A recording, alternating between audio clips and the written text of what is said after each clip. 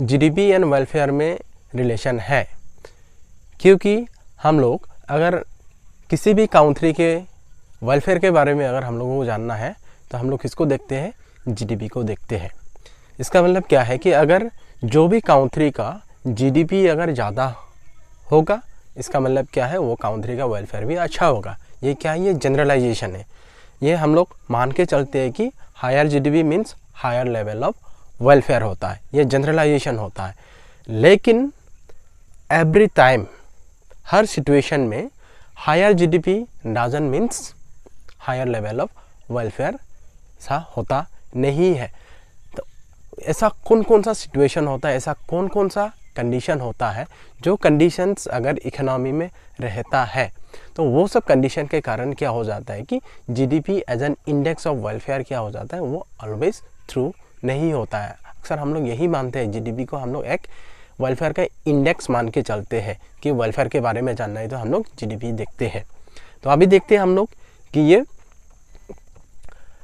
ऐसा कौन कौन सा कंडीशंस है, जो कंडीशंस अगर इकोनॉमी में प्रेजेंट रहता है तो वो सिचुएशन में GDP as an indicator of welfare क्या हो जाता है, फेल हो जाता है। इसका मतलब ये है कि जीडीपी वेलफेयर को प्रॉपर्ली इंडिकेट नहीं कर पाता है। तो अभी हम लोग डिटेल में समझते हैं कि ऐसा क्यों होता है, क्या क्या कंडीशंस है। तो अभी वो सब कंडीशन स्टार्ट करने से पहले अगर आप लोग चैनल में नए आए हो तो प्लीज़ चैनल को सब्सक्राइब कीजिए, लाइक कीजिए, कमेंट कीजिए और शेयर कीजिए।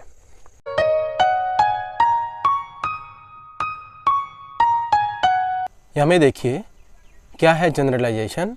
GDP is often considered as a measurement of welfare. Higher GDP means higher welfare, but it may not stand true all the time. ये हमेशा सही नहीं होता है। ऐसे तो जनरलाइजेशन वही होता है कि higher GDP means higher welfare होता है, बट क्या होता है कि ये जो जनरलाइजेशन है ये हमेशा सही नहीं होता है। तो देखते हैं क्यों हमेशा सही नहीं होता है as an index of welfare, ये जो जीडीपी है।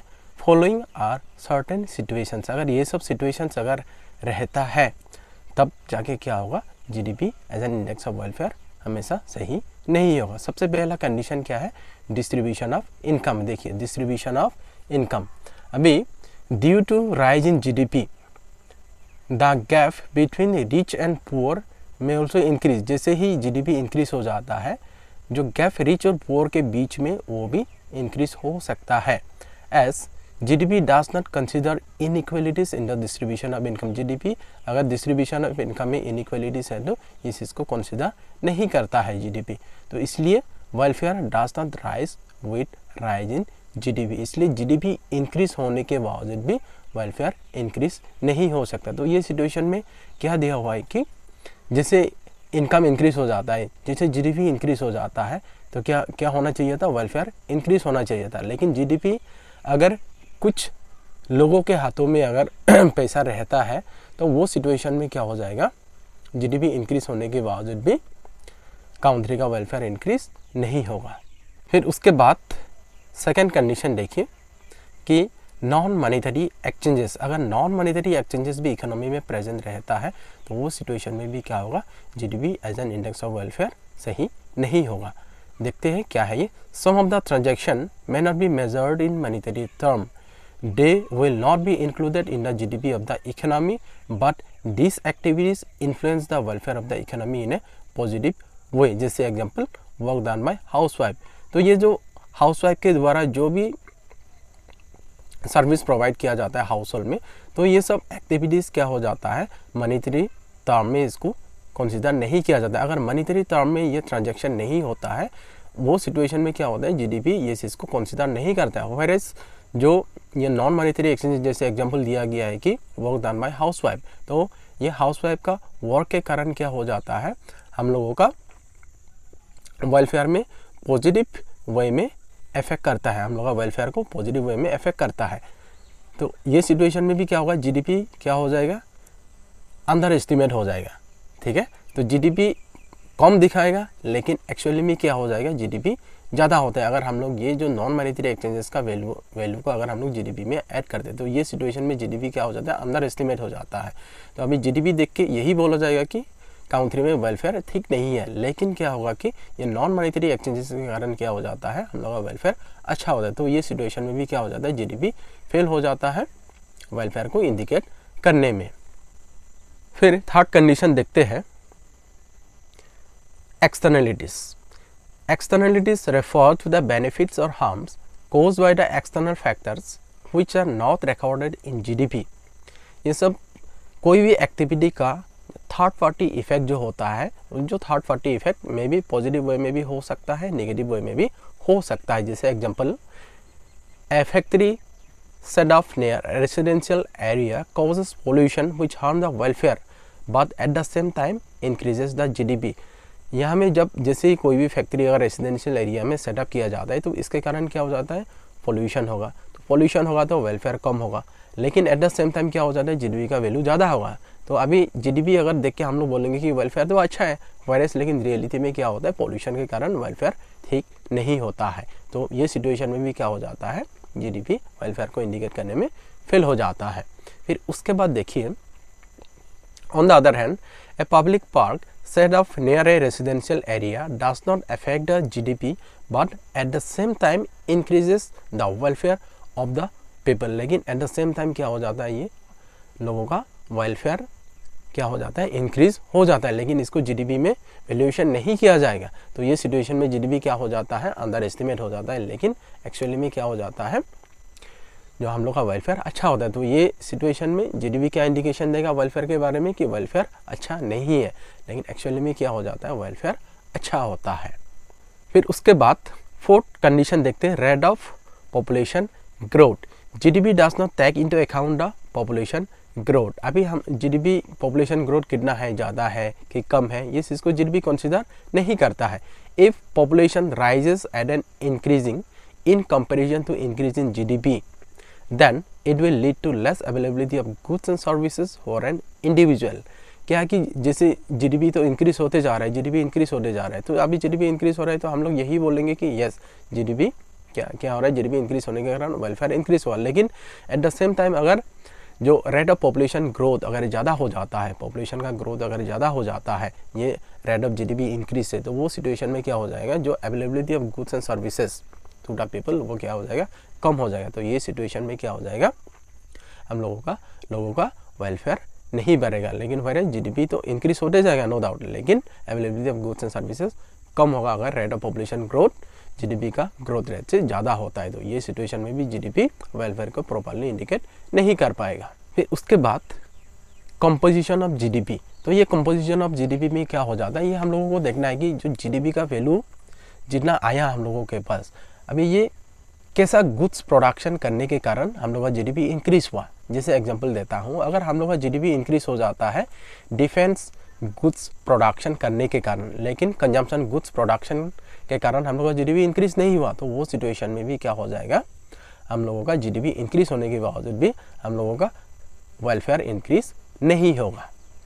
अभी ये टॉपिक से रिलेटेड सीबीएसई बोर्ड एग्जाम में जो क्वेश्चंस आते हैं, मोर लाइकली क्वेश्चंस है, ये सब एकदम बहुत ही ज़्यादा इंपॉर्टेंट क्वेश्चन से आने का पूरा चांस रहता है सीबीएसई बोर्ड एग्जाम में।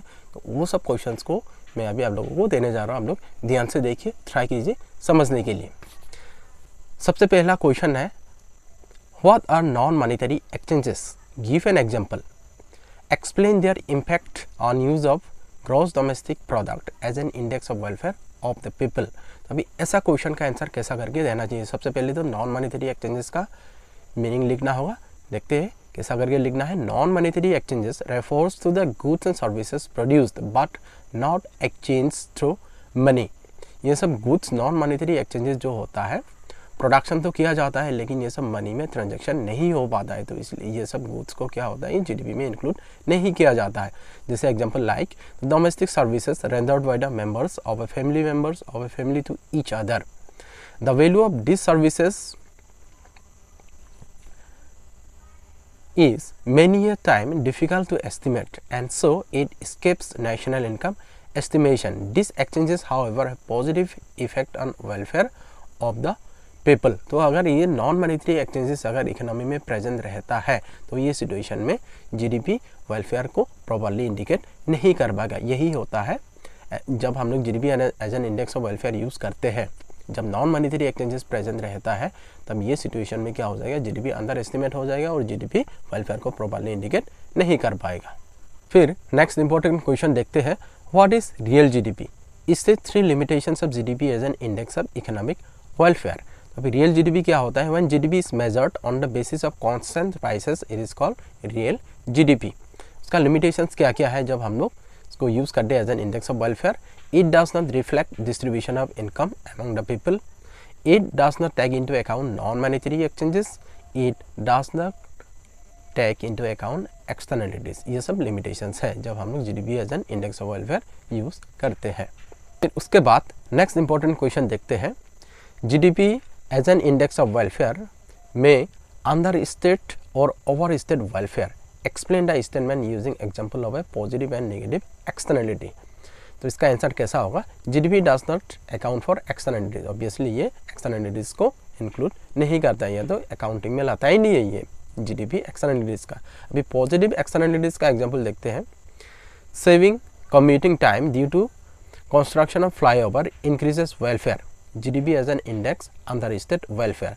तो ये सिचुएशन में क्या हो जाता है, हम लोग का जो जीडीपी हो क्या हो जाता है, अंडर स्टेट हो जाता है वेलफेयर को। लेकिन ये जो फ्लाईओवर बनाने के कारण जो कम्यूटिंग टाइम जो कम हो जाता है, तो इसके कारण वेलफेयर बढ़ जाता है।